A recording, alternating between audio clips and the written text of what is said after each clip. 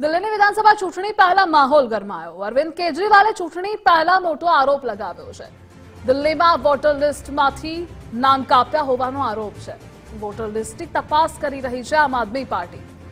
ભાજપ હરિયાણા અને મહારાષ્ટ્રમાં આ જ રીતે ચૂંટણી જીતી છે। કેજરીવાલ દ્વારા આ આરોપ લગાવવામાં આવી રહ્યો છે।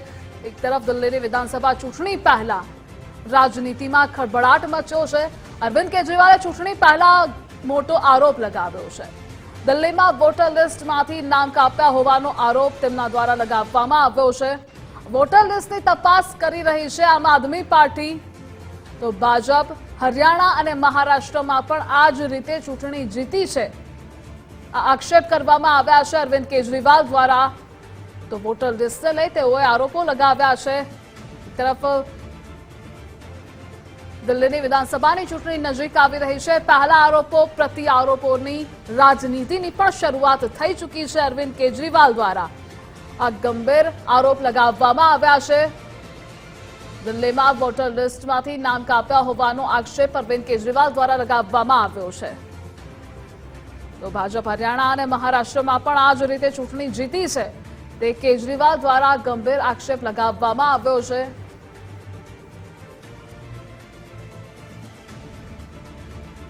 ભારતીય જનતા પાર્ટીની જીત હરિયાણા અને મહારાષ્ટ્રમાં થઈ તેને લઈ આક્ષેપો પણ કરવામાં આવ્યા છે। કેજરીવાલે આ આક્ષેપ કર્યા છે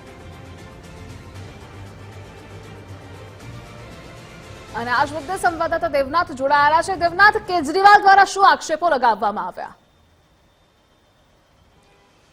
बिल्कुल, देखिए दिल्ली विधानसभा चुनाव नजदीक है और उसी के तहत अब आम आदमी पार्टी पिछले 2 महीनों से राजनीतिक तैयारियों में जुट चुकी है।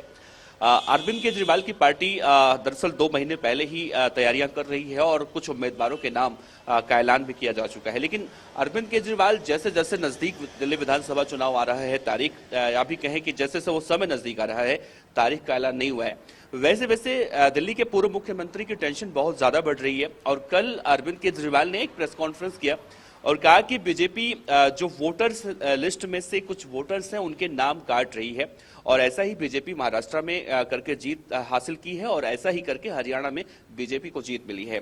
और इसे रोकने के लिए अरविंद केजरीवाल ने अब बड़ा रुख अपनाया है और एक उनके जो सेंट्रल कमेटी है उसमें कई ऐसे मेंबर लगाए गए हैं जो दिल्ली की सभी 70 विधानसभा सीटों पर जाएंगे और हर एक घर में जाने की बातें कही जा रही है। यानी एक विधानसभा में देखा जाए तो अरविंद केजरीवाल की पार्टी के 5 लोग जाएंगे और एक एक घर में जाके एक एक लोगों का सत्यापन करेंगे कि किसके नाम पे वोटर आईडी है और किसके नाम काट दिए गए हैं। और इसमें साफ साफ देखा जाए तो अरविंद केजरीवाल का टारगेट है कि बीजेपी ऐसा कर रही है और बीजेपी दिल्ली के नेता अब अरविंद केजरीवाल को जब 2-3 बार नहीं हरा पाए तो अब षड्यंत्र से हराने की कोशिश कर रही हैं। लेकिन इसमें सच्चाई अगर देखा जाए तो अगर हम इलेक्शन कमीशन के नियमों की बात करें तो कहा जाता है कि जो व्यक्ति इस दुनिया में नहीं है, यानी जिसकी किसी कारणवश डेथ हो जाती है, उसी व्यक्ति का नाम वोटर लिस्ट से काटा जाता है, ना कि किसी और व्यक्ति का। या फिर एक तरीका और है, अगर किसी व्यक्ति का एड्रेस बदल जाता है तो वो व्यक्ति अपना जाकर वहां पर एड्रेस पता चेंज करवा सकता है, लेकिन नाम नहीं चेंज करवा सकता, उसका नाम नहीं काटा जा सकता।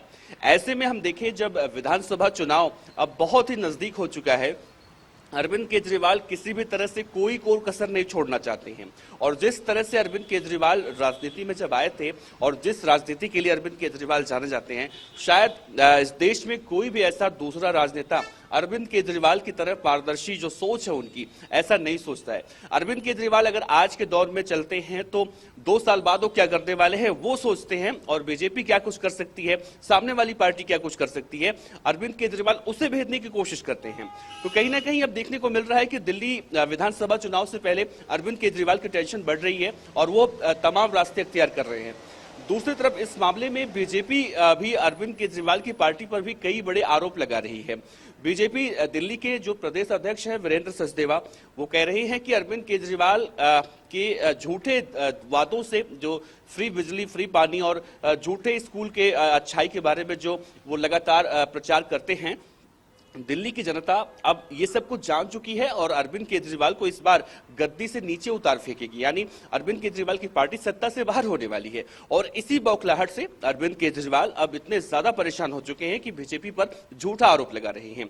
लेकिन बीजेपी और आम आदमी पार्टी के बीच में एक पार्टी और है जो किसी जमाने में दिल्ली में गद्दी पर बैठा करती थी और 3-3 बार उस पार्टी की मुख्यमंत्री दिल्ली में शीला दीक्षित रही थी, यानी कांग्रेस पार्टी। कांग्रेस पार्टी बेशक 2 महीने से ज्यादा से तैयारियां कर रही है, लेकिन फिर भी आज के मौजूदा परिदृश्य में कांग्रेस पार्टी का कहीं नाम निकलकर सामने नहीं आ रहा है। कांग्रेस पार्टी के ऊपर ना तो किसी तरह से कोई आरोप लगाए जा रहे हैं।